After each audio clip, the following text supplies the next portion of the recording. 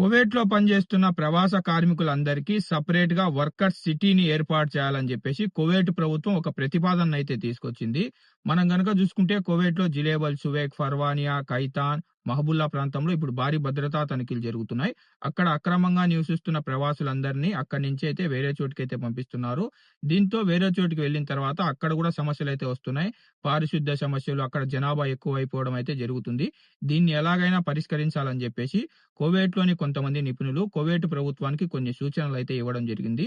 ప్రవాస కార్మికులందరూ ఒక చోట ఉండే విధంగా కువైట్ సిటీ బయట సెపరేట్‌గా వర్కర్స్ సిటీని కట్టాలని జెప్పేసి కొంతమంది నిపుణులు అధికారులకైతే సూచించడం జరిగింది.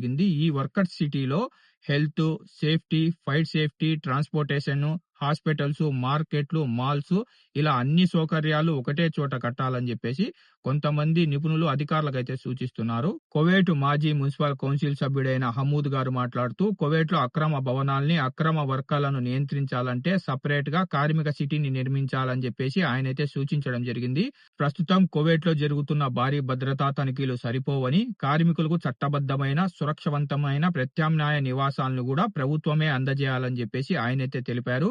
ముఖ్యంగా ప్రతి కార్మికుడి వివరాలు, అతని ఉద్యోగం, కంపెనీ ప్రదేశం, నివాస చిరునామా వంటి సమాచారాన్ని ఒకే అధికారిక డేటాబేస్‌తో అనుసంధానం చేస్తే కువైట్‌లో అక్రమంగా పనిచేస్తున్న వారిని అరికట్టే అవకాశం ఉందని ఆయనైతే తెలపడం జరిగింది. అలాగే వర్కర్ సిటీ అభివృద్ధి నిర్వహణలో ప్రైవేట్ రంగాన్ని కూడా భాగస్వామ్యం చేయాలని ఆయనైతే సూచించారు.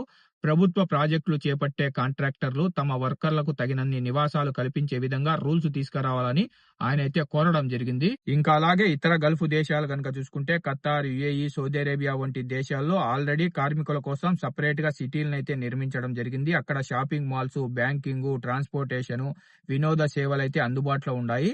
ఇదే విధంగా కువైట్‌లో కూడా కార్మికుల కోసం సెపరేట్ గా వర్కర్ సిటీని నిర్మించి అన్ని సదుపాయాలను ఒకటే చోట అభివృద్ధి చేయాలని చెప్పేసి అధికారులకైతే కొంతమంది నిపుణులైతే సూచిస్తున్నారు. మొత్తానికి గనక చూసుకుంటే కువైట్‌లోని జిలేబల్, సువేక్, ఫర్వానియా, మహబుల్లా ప్రాంతంలో జరుగుతున్న భద్రతా తనిఖీల కారణంగా అక్కడ నివసిస్తున్న ప్రవాసులు వేరే చోటుకైతే వెళ్లడం జరిగింది. అక్కడ కూడా సమస్యలు పరిష్కారం కాకపోవడంతో కువైట్ ప్రభుత్వం కువైట్‌లో నివసిస్తున్న ప్రవాస కార్మికుల కోసం సెపరేట్ గా కార్మిక సిటీని నిర్మించాలనే ఆలోచనలో అయితే ఉంది.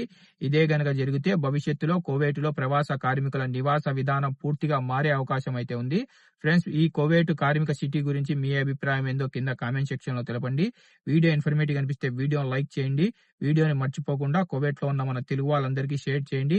ఇలాంటి ఇన్ఫర్మేటివ్ అప్డేట్స్ మీరు మిస్ కాకుండా ఉండాలనుకుంటే మన గల్ఫ్ ఎక్స్పర్ట్ తెలుగు ఛానల్ ని సబ్స్క్రైబ్ చేసుకుని బెల్ బటన్ ఆల్లో పెట్టుకోండి. మరో ఇన్ఫర్మేటివ్ వీడియోతో తర్వాతి వీడియోలో కలుద్దాం. Bye bye.